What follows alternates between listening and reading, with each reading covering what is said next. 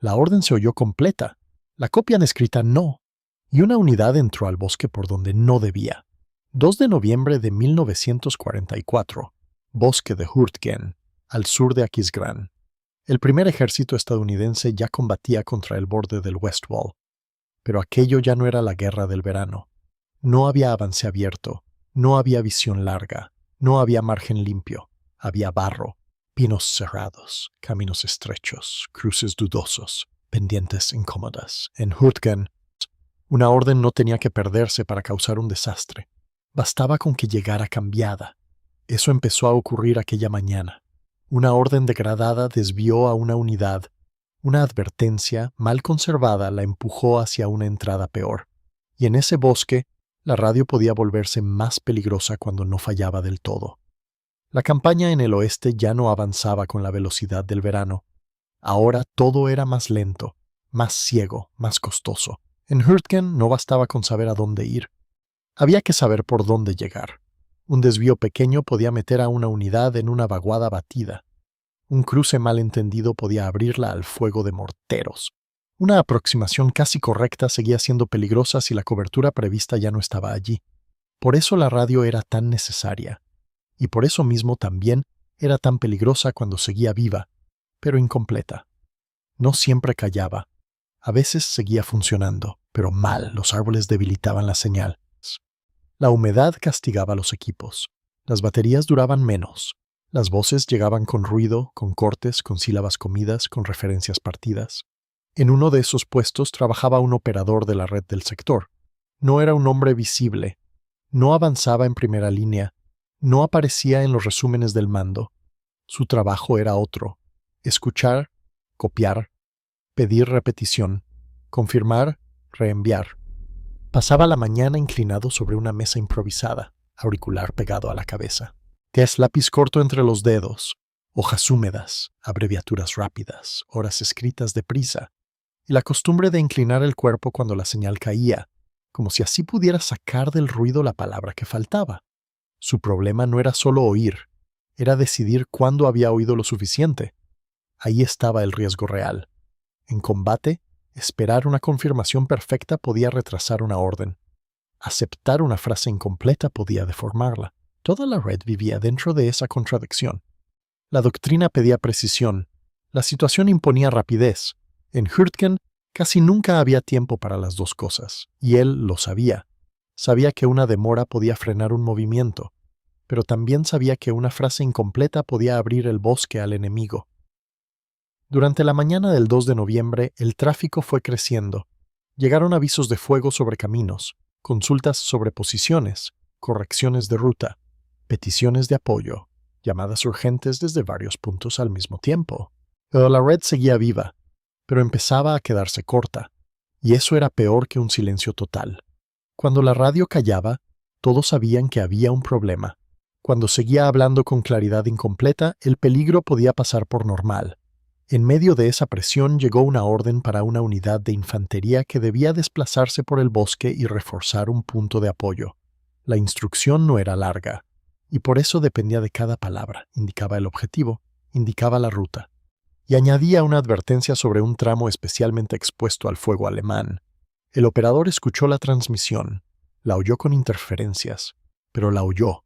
Anotó la unidad, anotó el destino, repitió la hora, y pidió confirmación de una referencia del itinerario. La respuesta llegó mal. Una parte se entendió, otra quedó tapada por ruido. Antes de cerrar la secuencia entró otro mensaje urgente desde otro punto de la red. Tuvo que atenderlo, luego volvió a la orden inicial. Recuperó el movimiento general, fijó el propósito, reconstruyó la lógica, pero la advertencia sobre el tramo batido y la forma de evitarlo ya no quedaron intactas en la copia. La voz había seguido viva. El sentido, no del todo. El mensaje escrito seguía pareciendo correcto. Tenía forma de orden, tenía dirección, tenía lógica, pero ya no decía exactamente lo mismo. Ahí empezó el quiebre. Todavía nadie lo sabía, ni siquiera él podía medirlo, solo sintió algo incómodo al releer la hoja. La impresión de que la orden sonaba más segura en su memoria que sobre el papel. Y ese detalle lo inquietó, porque en un bosque así, Una palabra dudosa no era un matiz, era una ruta peor, más expuesta, con menos cobertura, más cerca del fuego antes de tiempo.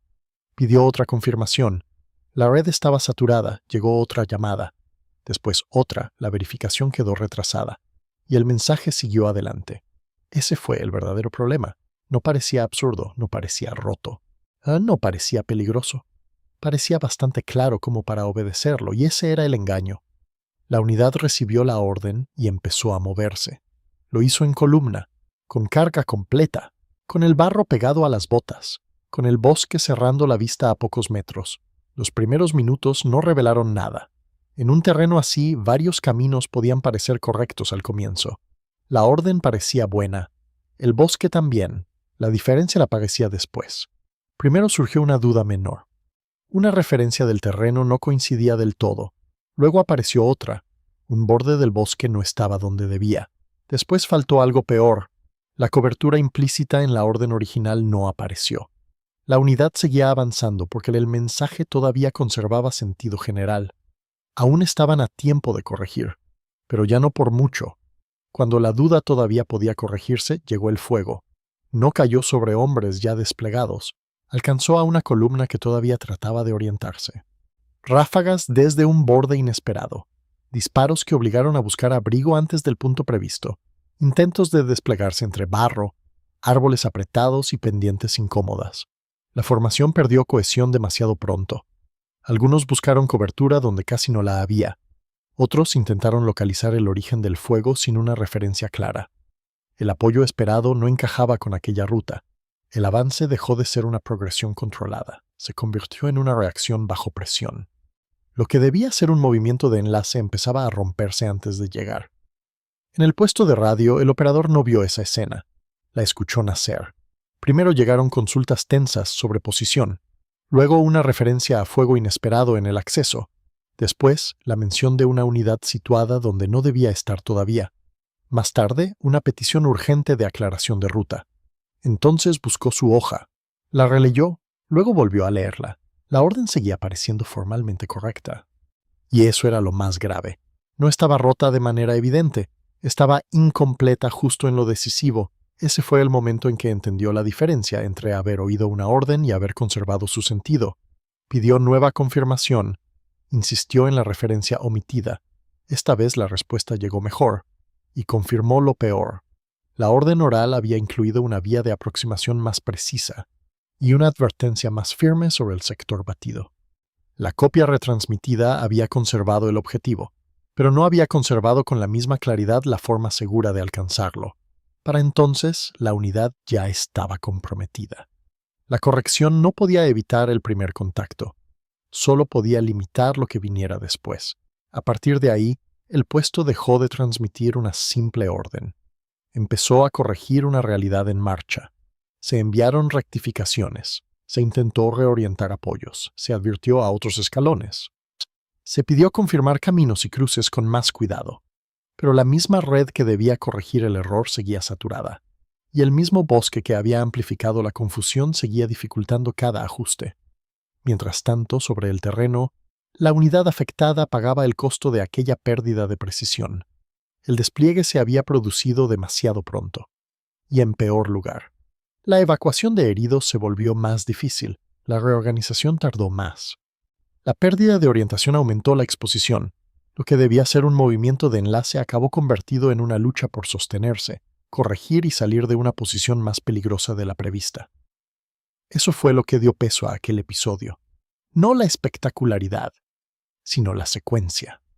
La orden se oyó, la repetición llegó incompleta, la copia se cerró con prisa, la advertencia perdió fuerza, la unidad obedeció, la ruta se desvió, el fuego encontró a hombres donde no debía, en Hürtgen.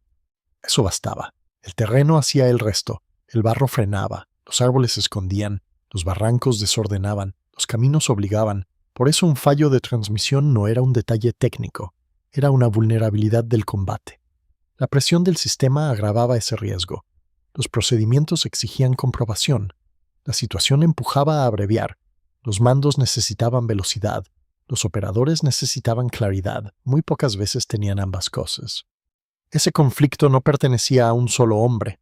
Era estructural, pero se manifestaba en gestos mínimos, una palabra aceptada demasiado pronto, una referencia no verificada del todo, un mensaje que parece suficientemente claro para no retrasar el movimiento. El operador siguió en su puesto el resto de la jornada. No hubo una escena visible de culpa. La guerra en el bosque no ofrecía cierres limpios. Había demasiadas fricciones al mismo tiempo, cables cortados, mensajeros retrasados, mapas insuficientes, fuego sobre los cruces, posiciones cambiantes. Aún así, aquel episodio dejó una marca en su manera de trabajar. Desde entonces, cada abreviatura de ruta tuvo otro peso. Cada advertencia sobre un tramo batido dejó de parecer una nota más.